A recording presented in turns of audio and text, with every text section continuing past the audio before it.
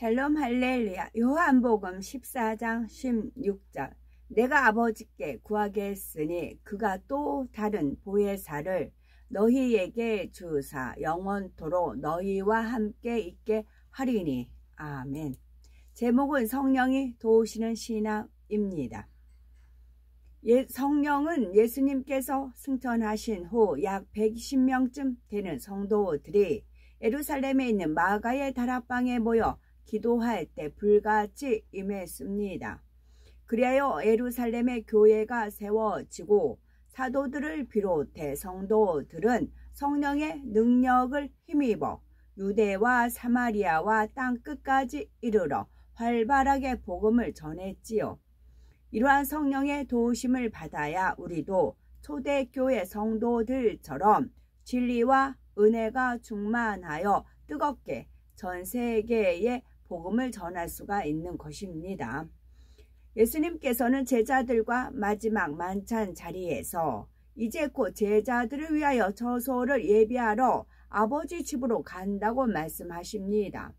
제자들은 예수님께서 도대체 어디로 가신다는 것인지 이해할 수가 없었지요. 또한 늘 자신들과 동고동락하신 예수님께서 떠나신다고 하니 걱정이 되었습니다. 이러한 마음을 아신 예수님께서는 그들을 결코 고아처럼 버려두지 않겠다며 위로하십니다.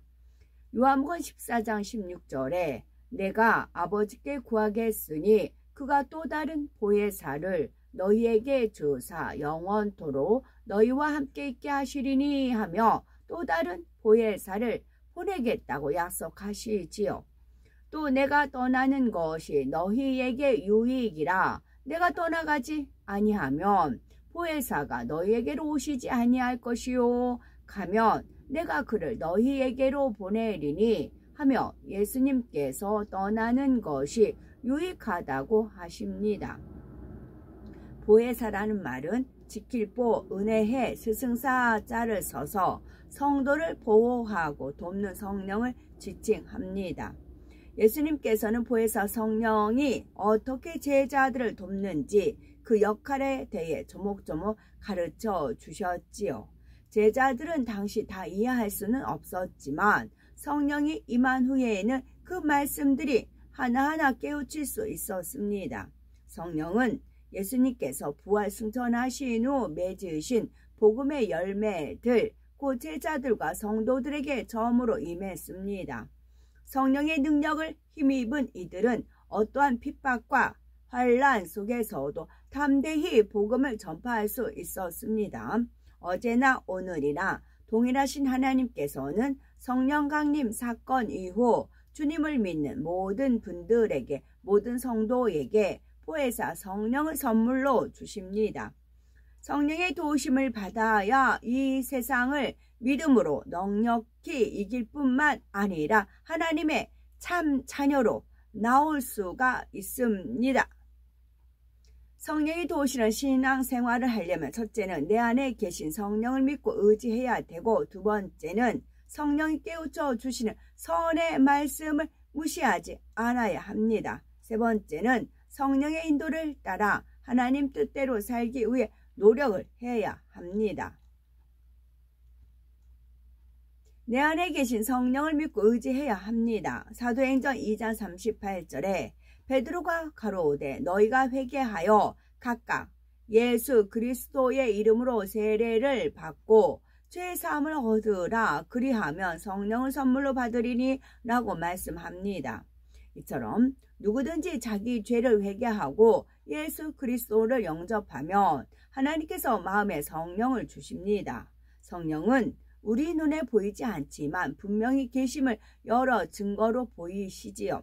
세례 요한은 내가 봄에 성령이 비둘기같이 하늘로서 내려와서 그의 위에 즉 예수님 머리 위에 머물렀더라 증언합니다. 성령은 어떤 형체를 가지고 있지는 않지만 분명히 존재하기에 하나님께서 세례 요한의 영안을 열어서 보게 하신 것입니다. 사도행전 2장 1절에서 4절에는 초대교회 성도들이 체험한 성령 강림 사건이 나오는데 성령이 임하는 것을 보고 그 능력을 체험했다고 기록되어 있습니다.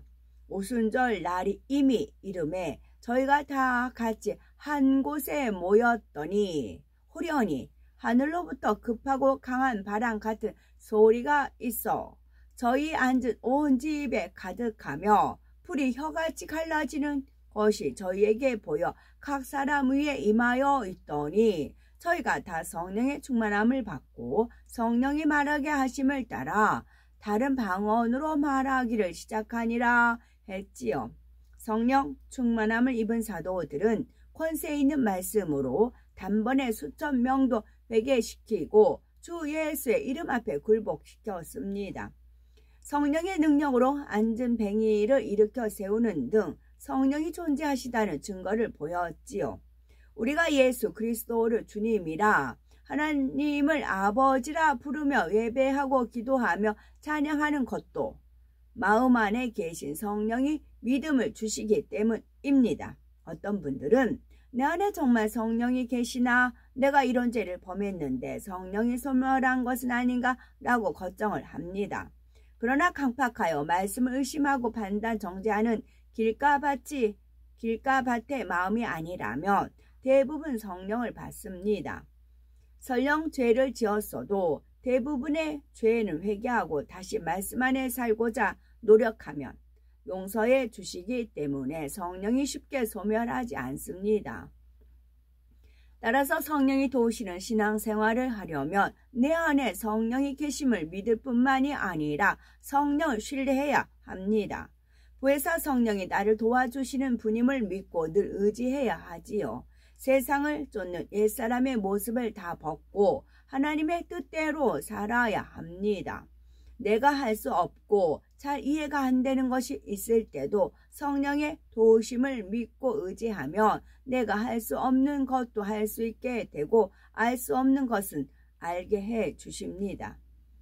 두 번째로 성령이 깨우쳐 주시는 선의 말씀을 무시하지 않아야 합니다. 성령은 말씀을 통해 또는 성령의 음성으로 선에 대해 깨우쳐 주십니다. 그런데 나에게 해당하는 말씀이 아니다 하고 마음문을 닫아버리며 깨달을 수가 없고 선한 마음을 이룰 수 없을 뿐더러 믿음도 성장하지 않지요. 가령 영적인 사랑, 선, 성령의 열매 등 영의 마음을 이루어야 할 말씀을 듣습니다. 성령은 이러한 말씀을 통해 최고의 선과 장성한 믿음의 분량을 이루는 길을 깨우쳐 주어 가장 아름다운 천국 새 예루살렘에 가는 길로 인도해 주시지요. 목자는 저렇게 높은 차원에서는 내가 이룰 수 있는 것이 아니다. 저런 믿음의 행함은 아직 내 능력으로는 할 수 없다 라고 단정합니다.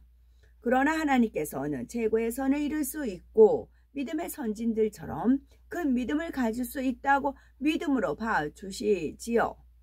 나아가 각자 믿음의 단계에서 무엇을 깨우치고 행해야 하는지 깨닫게 하시며 행할 수 있도록 자상하고 섬세하게 인도해 주십니다. 그런데 성령이 깨우쳐 주셔도 그것을 무시하는 경우들이 있습니다. 가령 성령은 아버지 하나님의 사랑이 얼마나 큰지 깨우쳐 주시는데 나는 아직 아버지의 사랑을 느끼지 못하고 체험하지 못해서 아버지를 사랑할 수 없다 하며 말씀을 외면해 버립니다. 이는 하나님과 원수인 육신의 생각을 동원해서 선의 말씀을 무시하는 행함이지요.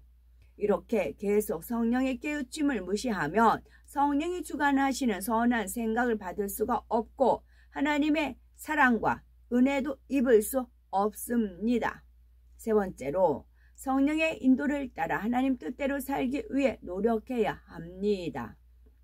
성령은 하나님의 자녀들이 그분의 뜻대로 살 수 있도록 늘 이끌어 주십니다.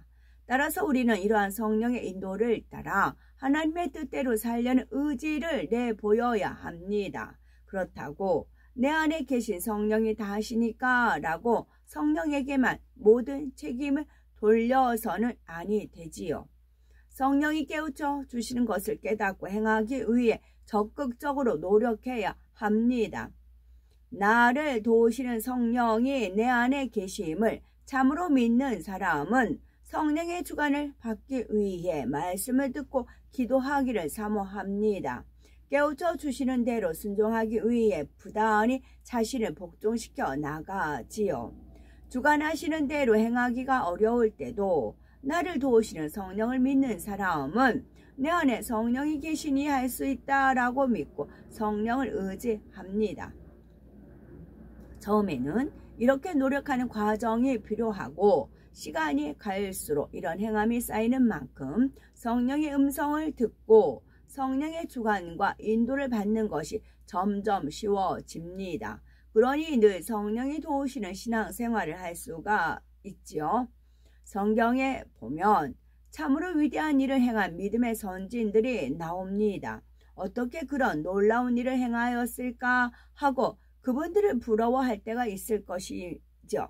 그런데 성령의 도우심을 받으며 그렇게 행하는 것이 어렵지 않습니다. 우리가 성령의 도우심을 받으면 사랑과 능력을 힘입어 자신이 할 수 없는 것도 쉽게 할 수 있습니다. 하지만 나를 의지하면 마냥 힘들고 어렵기 마련입니다. 우리는 성령이 계셔서 신앙생활에 참 쉽고 행복합니다 라고 고백할 수 있는 우리가 되어야 되겠습니다. 아멘.